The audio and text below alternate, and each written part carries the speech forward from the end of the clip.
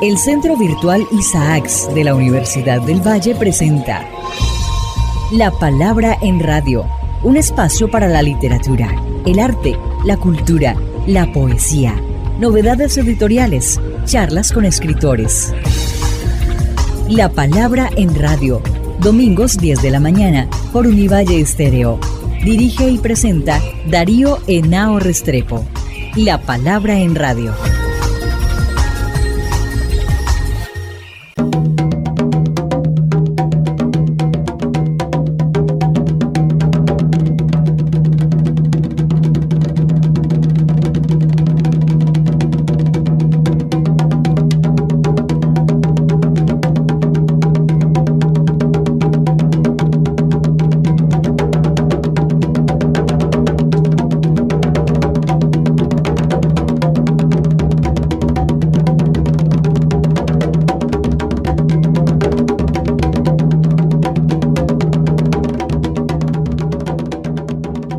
Como siempre, en las mañanas de domingo estamos aquí en La Palabra en Radio, un programa del Centro Virtual Isaacs de la Escuela de Literatura de la Universidad del Valle. Este programa lo hacemos desde la ciudad universitaria de Meléndez, aquí en Univalle Estéreo por la 105.3 de la FM. Bueno, hoy vamos a hablar con Ashanti Diná, una poeta barranquillera, que además de eso es investigadora y activista afrodescendiente. Bienvenida, Ashanti, aquí a nuestro programa. Muchas gracias, muy buenas para todos los oyentes. Vengo de un proceso muy interesante en La Habana, de un camino también espiritual profundo, y Las Semillas del Muntú es prácticamente pues ese proceso embrionario de relación, de mirada de mundo con la cosmovisión y la poética vital de la naturaleza, del cosmos, de los orichas y los ancestros.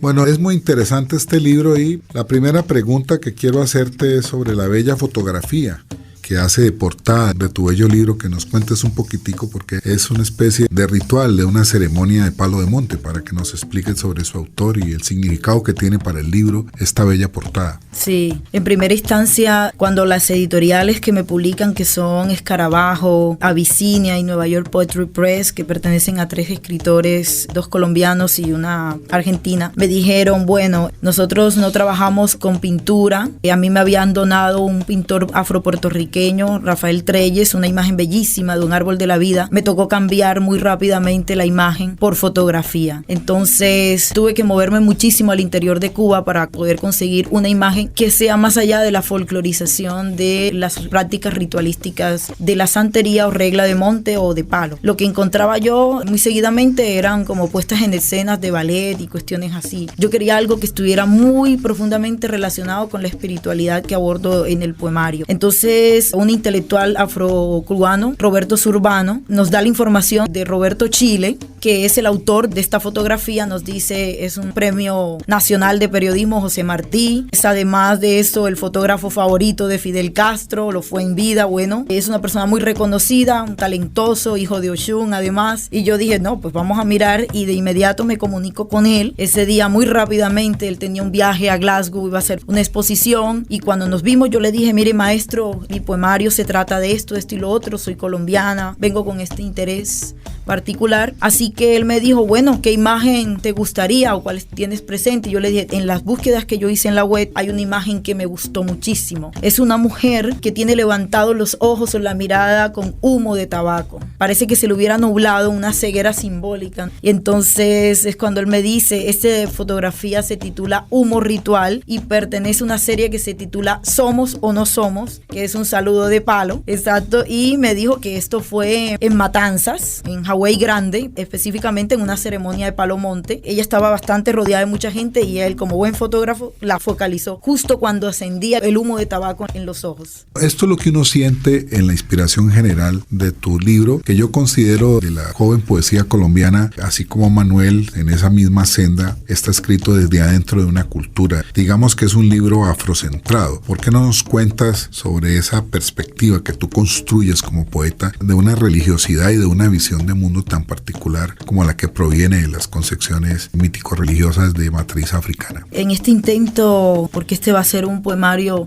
que pertenecerá a una trilogía sobre el Muntu, viene un segundo y uno tercero. Yo seleccioné de lo que he trabajado y tenía un cúmulo de poemas, todos aquellos poemas que estuvieran relacionados con una ecología del saber milenario, una recuperación de una raíz profunda en el África embrionaria. Y eso intenté hacer, ¿no?, como un reconocimiento también a los muertos, que desde la regla de Osha, en mi calidad también como Iyalosha, como iniciada en la santería cubana, trato un poco de recuperar pues esas voces, no los muertos de una visión católica del mundo, que los despedimos y no sabemos más de ellos, sino una manera de sentir la espiritualidad muy cercana a nosotros, de traer el recuerdo, la memoria, pero sobre todo la energía vital de esos seres de luz acompañando o acompasando nuestros pasos y huellas. De igual manera, a los orichas que pertenecen a esta cosmovisión yoruba, traerlos, digamos, con una voz en la cual ellos son personajes, ellos y ellas, porque también hay orichas femeninas, son personajes que se enuncian, que hablan, que sienten, que me dicen, que me cuentan. En ese sentido, sí,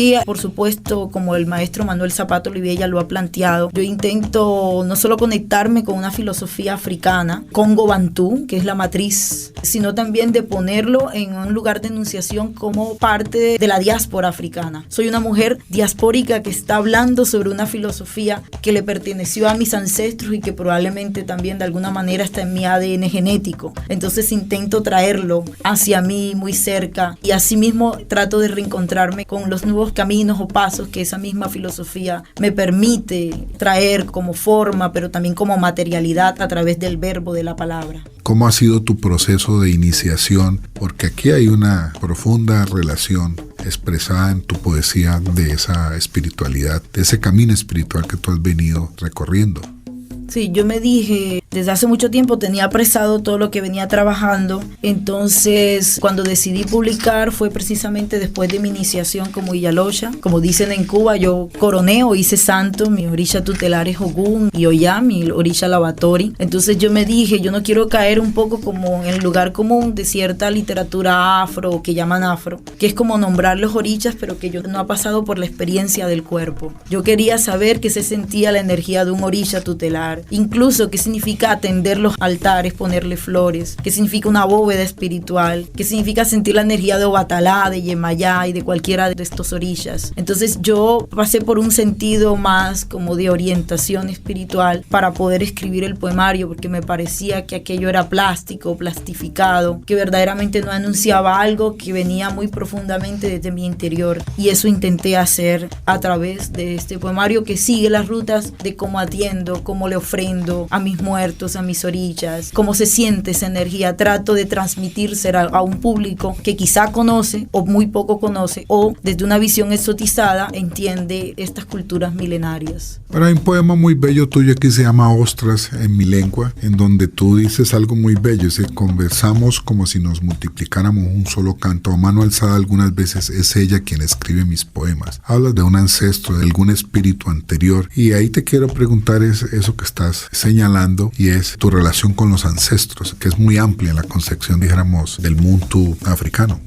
Sí, mi relación con los ancestros, de las cuestiones que uno toma cuando emprende un camino espiritual, sobre todo en regla de Osha, es todo el tema de la investigación de ancestros, como una manera de conectarse con aquellos que no están o que pertenecen a tu cordón familiar o ancestral profundo, ¿no? Entonces, para mí es una manera de sanación interior. Esto es más como un poemario ofrenda, diría yo, porque esto mismo es como que se los entrego a cada orisha o a cada ancestro y le doy una parte de mí. Es un legado que de alguna manera recibo, pero que devuelvo en gratitud precisamente por eso. Entonces la relación ancéstrica o la relación con ancestros viene a connotar también una manera de sanar el pasado, de recuperar el pasado a través del presente, algo como el pájaro zancófano. Sí, miro desde el pasado con un huevo cósmico, pero me proyecto desde el presente hacia el futuro. Es más o menos esto el Muntu. Las hace muchos años. Yo creo que yo inicié por ahí como adolescente, más o menos, en los barrios del suroccidente de Barranquilla. He venido militando no solo en el movimiento social afrodescendiente o afrocolombiano, sino específicamente en movimiento pedagógico. He sido maestra por muchos años y en la Universidad Distrital dediqué un espacio específico de seminario de investigación y práctica formativa de estudiantes de educación superior en pedagogía infantil para la implementación de la cátedra de estudios afrocolombianos en jardines infantiles. De allí surge también una idea muy importante, es de recrear o de buscar una base de datos organizada sobre literatura infantil afro que pudiera llegarle a los niños y niñas. Y entre estos los orichas jugaron un papel importante porque comenzamos a elaborar títeres, orichas y contarle la historia también de una visión ecológica del saber, el cuidado del medio ambiente que está muy fuerte pues en esta sabiduría milenaria. Entonces ha sido como de las cuestiones más importantes. Yo creo que de lo más ha impactado ha sido una propuesta renovada, pero sobre todo que llega al público infantil de cualquier diversidad, cualquier tipo de comunidad, porque la cátedra es para todos y todas, y ha impactado mucho, bueno, al punto que yo me gané el premio Benko Biojó, que es un premio muy importante en Bogotá. Para mí fue una manera como de impulsar el trabajo y decirle, por supuesto, en este presente, la importancia de trabajar la cátedra de estudios afrocolombianos, sobre todo desde el arte y la literatura, con el que nosotros hemos venido haciendo transformaciones, no solo del área de las ciencias sociales, en donde se puede contar una historia, sino también cómo nosotros interpelamos la historia a través de la literatura y del arte, como una manera de recrear el mundo, de contar historias y permitir que los niños y niñas sean sujetos creativos también, que ellos mismos sean capaces de pensar o repensar esas sociedades antiguas y contemporáneas. Eso para mí es como una manera de cimarronía o pensaduría cimarrona, como dirían por allí. Sí, es una manera de cimarronear la esperanza, por lo menos. ¿Cómo ves tú hoy los estudios o los programas en la llamada cátedra de estudios étnicos o cátedras afrocolombianas, que es algo que tenemos que seguir desarrollando y avanzando? Yo creo que como usted lo plantea, maestro, sigo pensando que falta trabajar mucho más y sobre todo descentrar las ciencias sociales como la única área de conocimiento desde las cuales se puede aprender la historia de las huellas de africanía, como diría Nina Friedman en sus obras monumentales de la diáspora africana en Colombia. Me parece que se nos ha mirado con un cierto desdén quizás o velo los aportes de las escritoras o escritores afrocolombianos. Yo creo que aún nos falta abrir más y sobre todo descolonizar la pedagogía.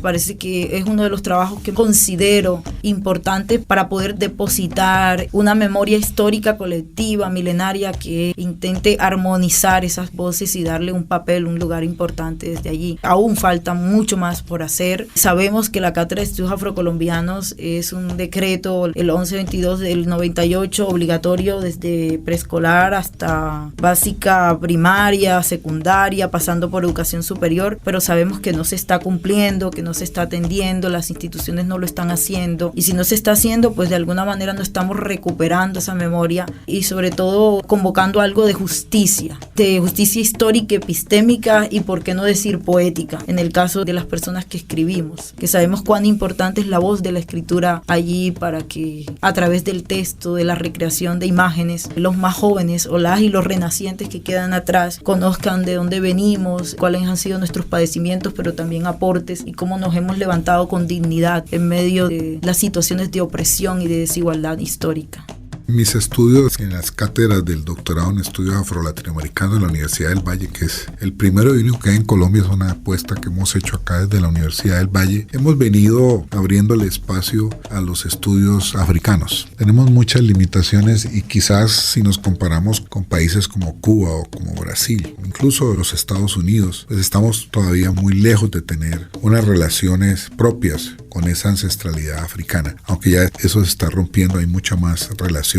Y lo que yo te quiero preguntar es, ¿cómo ves tú en el caso colombiano el renacimiento de la espiritualidad y de la religiosidad de matriz africana, que yo sé que ya se está dando en Cali, en Barranquilla, en Bogotá? ¿Cómo ves tú ese proceso? Muy bien, de hecho, recorriendo Cali, wow, qué cantidad de tiendas esotéricas. Vengo de una donde compré un mazo de tabaco y muy contenta de comprarlo y saber que hay tiendas donde yo puedo encontrar la cascarilla, el H de Ogón, de Leguá, que son tan importantes, algunas esencias, los collares, los hildé, que son las pulseras. Me parece magnífico. Yo de hecho estoy viendo un movimiento muy importante. De hecho es tan importante que estando en Cuba me han dicho de los países donde la santería cubana ha influido notoriamente, lógicamente Venezuela, México y Colombia. Aparece como una mención fundamental. Influyeron mucho, por supuesto, los grupos de salsa y la música afrocubana, pero también es cierto que hubo una tendencia del movimiento afro, de la gente negra y de la gente que incluso acompaña estas luchas, que no necesariamente es afrodescendiente, como de reencontrarse con esa ancestralidad, de buscar un caminos distintos y entendiendo la santería más allá de las imágenes que pueda encontrar en el Google Search, donde hay imágenes verdaderamente poco alentadoras o que no son significativas de lo que realmente son los rituales o la ritualística ceremonial yoruba. Entonces yo más bien celebrando eso. En Bogotá hay comunidad yoruba, por supuesto en Medellín, aquí en Cali hay una gran comunidad yoruba, y no solo yoruba sino palera además, que eso es a otro precio, porque eso es un mundo más complejo. No voy a decir complejo en términos de cuál es más importante que el otro, sino que es más complejo por lo que hay unas cuestiones allí con el tema de los muertos, y sin embargo pues ha pegado muy bien en el Pacífico, en el Caribe también. En Cartagena hay comunidad yoruba, ya hay tamboreros que son iniciados en el añá, que tocan los tambores de fundamento. A mí me parece que eso está creciendo significativamente y aplaudo muchísimo eso porque, bueno, pertenezco a esta comunidad. Yo quiero preguntarte, ¿tú has tenido algunas experiencias con africanos, relaciones en tantos congresos y eventos a los cuales tú asistes, o en la propia Cuba, por ejemplo? Sí, mucho. De hecho, en Cuba hay dos líneas en cuanto a lo que se entiende como práctica yoruba. Está la línea criolla y está la línea nigeriana. Entonces yo pertenezco a las dos casas. Lo que fue mi cofá, o lo que llaman mano de orula, viene de la línea nigeriana, y toda mi iniciación y proceso de yaboraje, o sea que es proceso de recibimiento, coronación del santo de Orisha, es de una casa criolla, vamos a decirlo. Con eso yo traté un poco como de nivelarme para conocer las dos experiencias, porque la cubana fue una recreación verdaderamente interesante. Es un patrimonio de la humanidad el hecho de saber que esa gente llegaba sin nada, desposeídos totalmente, pero recreaban en el territorio todo ese conocimiento. Es como una religión de pensamiento, de conocimiento y de memoria que se recrea en las Américas. Y lo nigeriano, que es específico, bueno, tiene temas que llegan a ser polémicos incluso en el interior de la Cuba profunda criolla,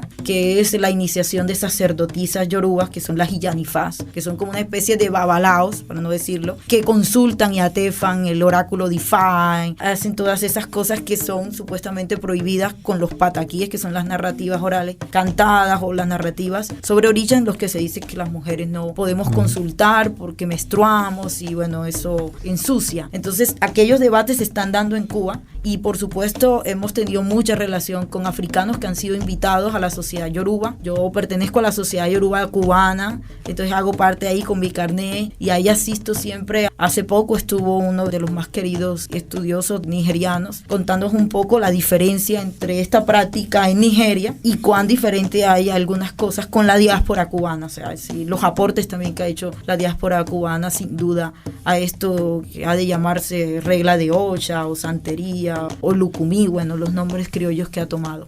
¿Y cuáles son tus planes, dijéramos, a mediano plazo, en tu labor más de iniciada? ¿Qué es lo que tú quieres hacer? ¿Qué tienes planeado? ¿Cómo concibes tu trabajo? Para finalizar nuestra entrevista. Muy bien, yo voy a estar viviendo en Cuba como por 3 meses más, porque estoy en una visa académica trabajando con la Red Barrial Afrodescendiente de La Habana, donde hay santeros y santeras y una población muy amplia, y voy a aprovechar pues el tiempo que estoy allí para terminar el segundo poemario que vendría a continuación, y que está enfocado específicamente en el reconocimiento de la madre tierra, pero no la madre tierra desde una perspectiva indígena, sino madre tierra desde una perspectiva yoruba. Entonces voy a estar un poco concentrada en eso. Para mí es muy importante no cumplir un papel de etnógrafa, sino ser una observadora participante, participar de las ceremonias como cualquier otra santera, pelando un gallo, haciendo las cosas que hay que hacer, participando de todas esas ceremonias para empaparme de esa energía y hacer todos los ceremoniales en cuanto al proceso de escritura. Allí estaré terminando ese segundo poemario que se va a publicar el otro año, y espero que todo aquello me permita también tener la lucidez, la claridad claridad, sobre todo, para yo poder hablar con soltura sobre lo que estoy escribiendo, que me parece como lo más lógico allí, de una lógica espiritual, un logocentrismo espiritual, vamos a decirle así, que funciona verdaderamente con el sistema de vida que intento llevar en relación con las cuestiones ceremoniales y ritualísticas.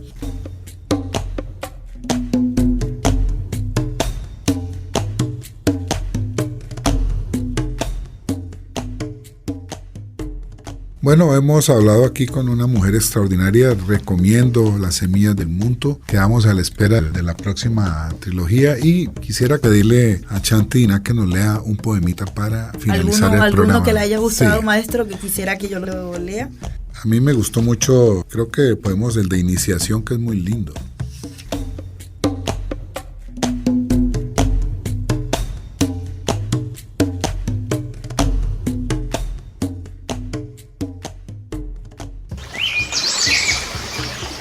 Iniciación y yaboraje. Traigo plegarias envueltas en mi turbante. Hoy es un día de celebración en mi cabildeo espiritual. Yo imploré caminos fértiles y el Eguá, mensajero de la encrucijada, me pidió harina de maíz, yuca con mojo y dulce de guayaba. Yo pedí vencimiento y Ogún, el artesano de la manigua, se crispó de verde monte y cubrió las nervaduras de mi piel. Yo pedí salud.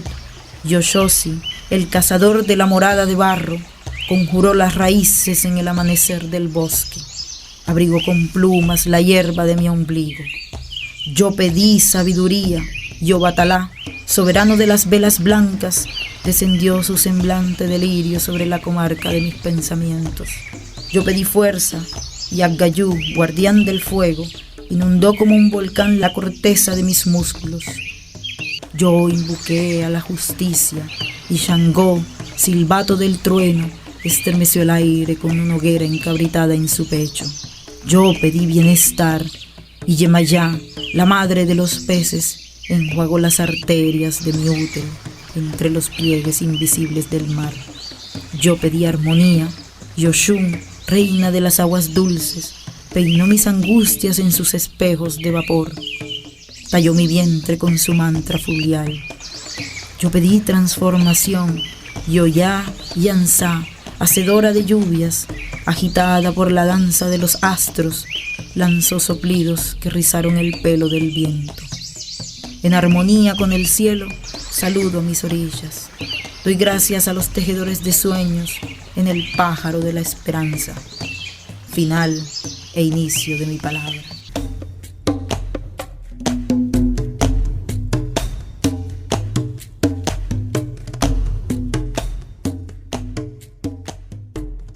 Bueno, para despedirnos, Sinfonía de Ancestros, que es precioso.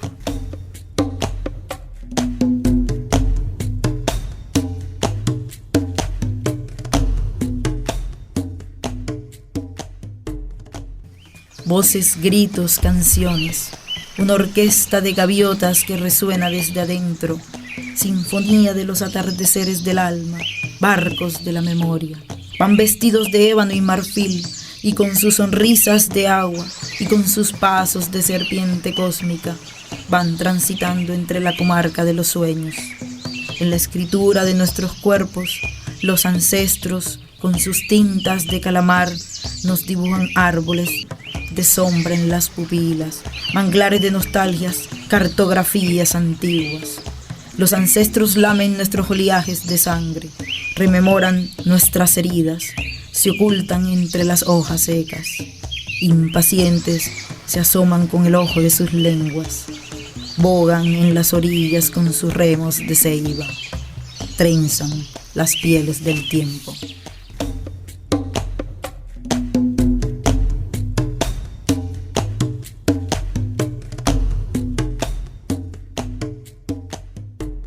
Bueno, muy bello y gracias por haber estado aquí en La Palabra en Radio. Y a ustedes, amables oyentes, los espero el próximo domingo. Les deseo un buen comienzo de semana y agradezco a Shirley Sainz Mosquera, nuestra producción general, a Fernando Patiño en el sonido, que les habla Darío Henao. Les deseo a ustedes muchas felicidades y como estamos aquí hablando de los orichas, para todos ustedes mucho H.